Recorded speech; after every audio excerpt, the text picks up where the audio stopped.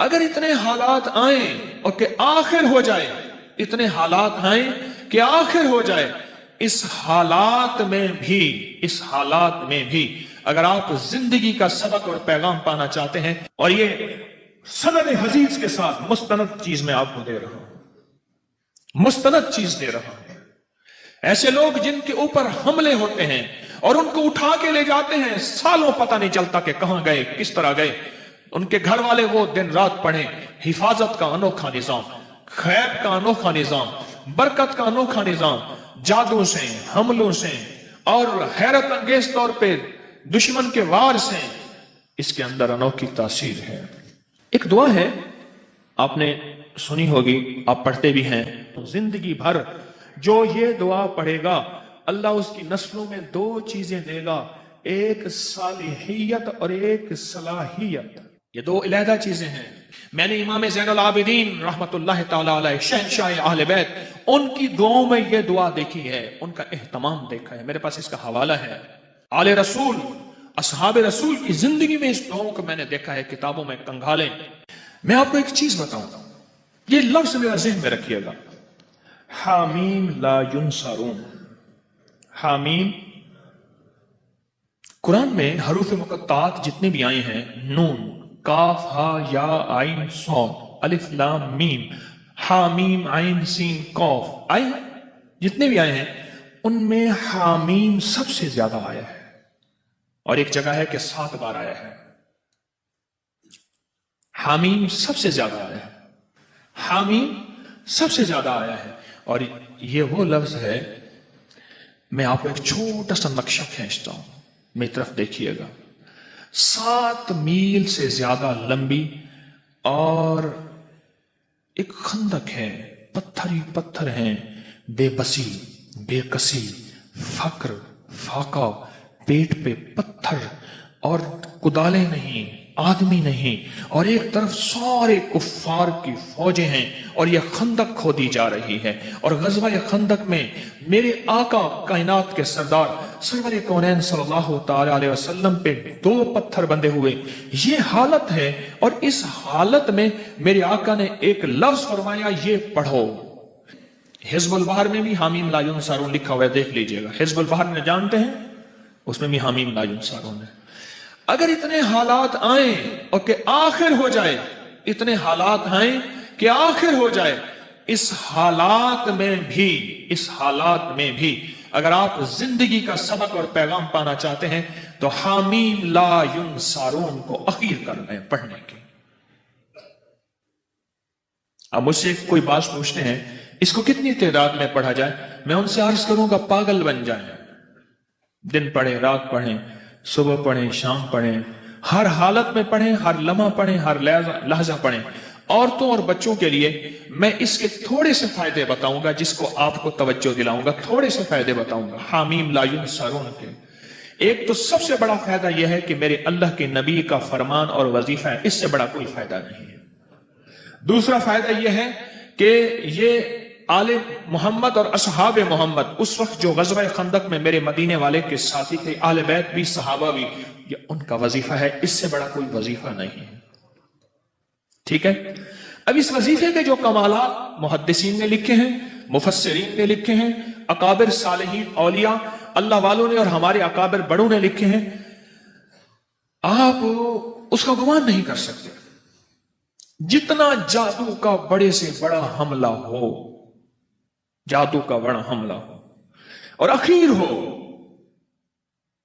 کہ اس نے کہا کہ میں نے تیرے اوپر جادو کر کے دکھایا، اب تو کوئی لے آؤ اس کا توڑ، اس کو یقین کی طاقت کے ساتھ بہت زیادہ پڑھیں اور کھلا پڑھیں اور ہر لمحہ پڑھیں اور ہر لحظہ پڑھیں اور ہر گھڑی پڑھیں اور ہر وقت پڑھیں، اور اس کو پڑھیں اور آنکھوں سے اس کی طاقت اور تاثیر دیکھیں۔ عجیب چیز ہے، چند دن پڑھیں، چند ہفتے پڑھیں، چند مہینے پڑھیں، جلدی نہ کریں۔ چند دن پڑھیں، چند ہفتے پڑھیں، چند مہینے پڑھیں، جلدی نہ کریں، بالکل جلدی نہ کریں، بالکل جلدی نہ کریں۔ اس کو پڑھیں اور بہت زیادہ پڑھیں۔ حامیم لا ینصرون، لا ینصرون، لا ینصرون، حدیث میں موجود ہے، कुरान में हामीम इलादा आया है, ला युनसारून इलादा आया है, और हदीस में दोनों जमा आए हैं। कातलाना हमले के लिए जिसको खतरा रहता हो, बम्बों की बारिश हो जाए, गोलियों की बारिश हो जाए, अल्लाह बचा के दिखाएगा, अल्लाह हिफाजत करके दिखाएगा।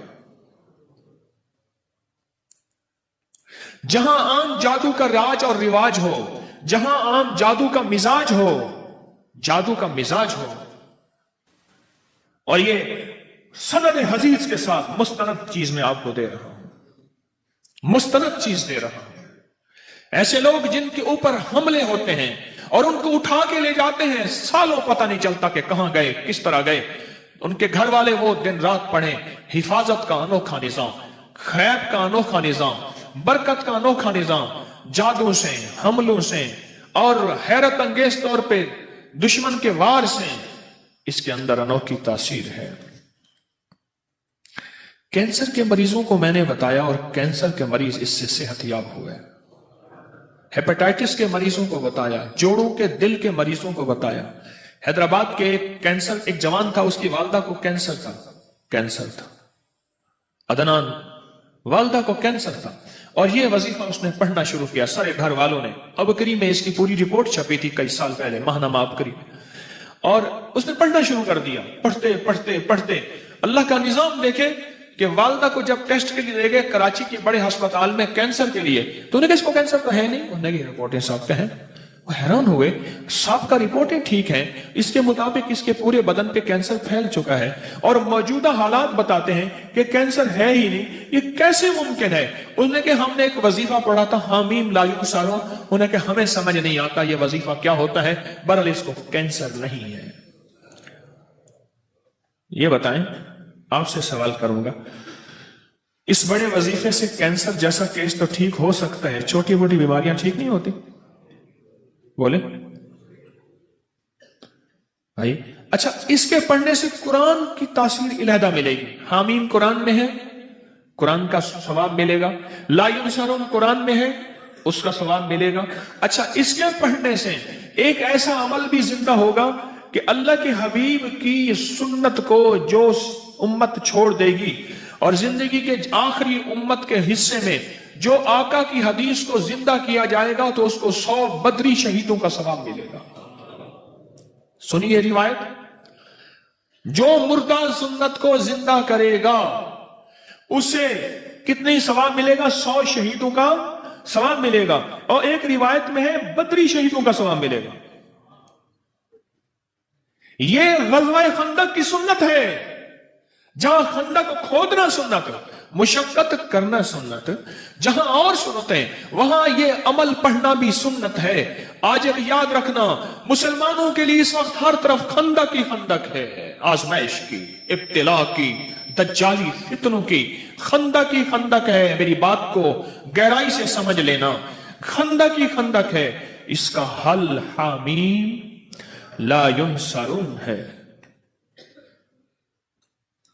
जहां जादू का जोर हो, जहां जिन्नात के फितने हो, वहां ये मसनून अमल जो सहाबा अहले बैत मोहम्मद आले मोहम्मद असहाबे मोहम्मद से साबित है, उनकी जिंदगियों का विर्द है और उनकी जिंदगियों का वजीफा है और उनकी जिंदगियों का साथी है, और उन्होंने ग़ज़वा खंदक बगैर लड़े अल्लाह ने फतह अता फरमा दी।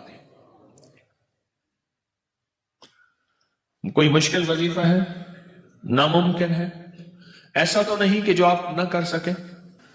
क्वेटा में गया, बहुत पुरानी बात है, बहुत पुरानी बात है। मैं जब वहां गया तो वहां एक साहब थे, उसके 400 गार्ड थे, एक कबीले का सरदार था, उसके इर्द गिर्द गार्ड। हर वक्त मेरी कोई मुलाकात हो गई, किसी के हवाले से मुलाकात हुई, तो मुलाकात में मैंने कहा कि आपके ये गार्ड हैं, आप थक नहीं जाते हैं? कहने की जिंदगी यही है, क्या करूं, उकता चाहता हूं।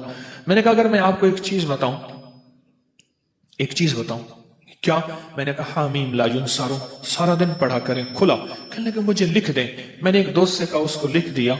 मुझे पता चला कि वो तबाई मौत मरा, جبکہ اس کا باپ اس سے زیادہ طاقتور پاورفل تھا، وہ بموں اور گولیوں کی موت مرا، اور وہ عام موت اپنی پوری زندگی گزار کے مرا، اور مجھے پیغام ملا کہ جب سے آپ نے مجھے یہ وظیفہ دیا ہے میری زندگی میں سکھ ہے، سکون ہے، چین ہے، راحت ہے اور خیر ہے، اور اب مجھے ان چیزوں کی ضرورت محسوس نہیں ہوتی، اور میں بالکل آسانی سے کہتا ہوں زندگی میں اگر مسائل ہیں تو یہ سب سے اعمال سب سے بڑا خود وسیلہ ہے، وسائل ہیں، بہت بڑا طاقتور چیز ہے، بہت طاقتور چیز ہے، اور بہت بہت طاقتور چیز ہے، بہت طاقتور چیز ہے۔ اعمال بیماریوں کے لیے، کینسر کے لیے، لا علاج روگوں کے لیے، لا علاج دکھوں کے لیے، مسائل الجھے ہوئے اس کے لیے انوکھی چیز ہے، زبردست چیز ہے۔ کھلا پڑھیں، اٹھتے پڑھیں، بیٹھتے پڑھیں، ہر نماز کے بعد ایک تسبیح پڑھیں، اللہ کا درود شریف، سارا دن پڑھیں، سینکڑوں پڑھیں، ہزاروں پڑھیں، اور زندگی میں اللہ کی رحمتوں کا مشاہدہ دیکھیں۔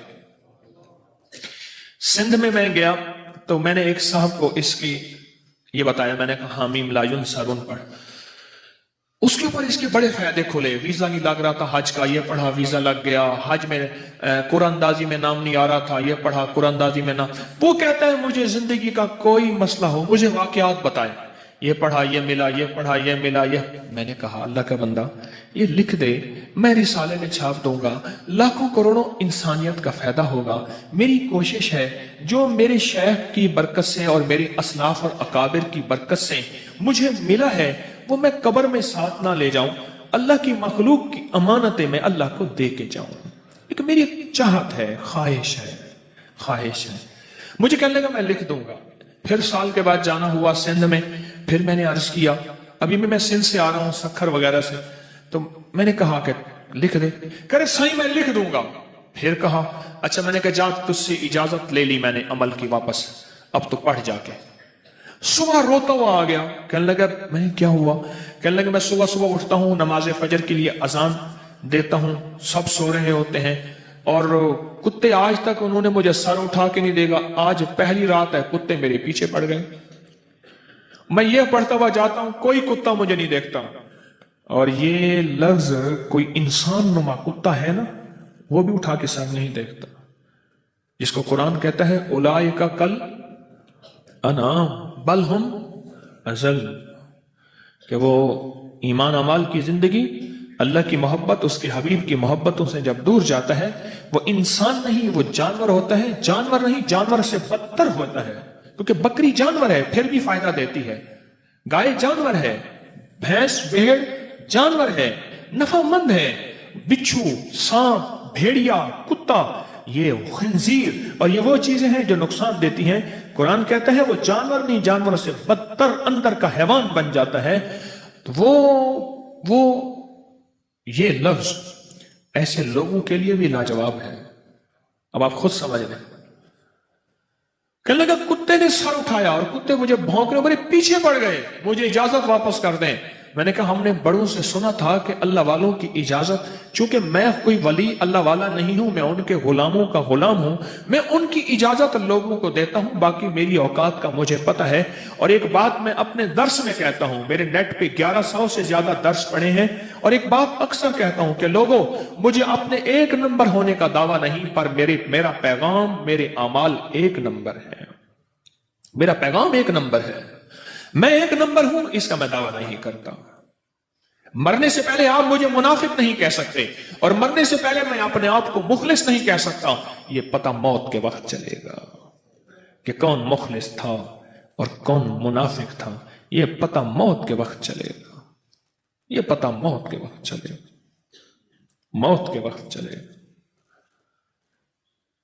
حامی لا ینصرون، خیر میں نے اس کو پھر اجازت واپس دی، پھر کہنے لگا جی اب کتے نہیں سر اٹھاتے، یعنی یہ وظیفہ وہ کہتا ہے میں نے جس مقصد کے لیے پڑھا، جس مشکل کے لیے پڑھا، گردوں کے ڈائلائسس کروانے والوں کو میں نے یہ دیا جن کے گردے فیل ہو گئے تھے، یقین سے پڑھ۔ تو کہتا ہے کچھ نہیں ہوگا، میں کہتا ہوں ہوتا ہے، تو کر کے دیکھ تو صحیح۔ تو ڈرتا ہے میں کروں گا پتہ نہیں ہوگا یا نہیں ہوگا، میں کہتا ہوں کرتا ہے اللہ۔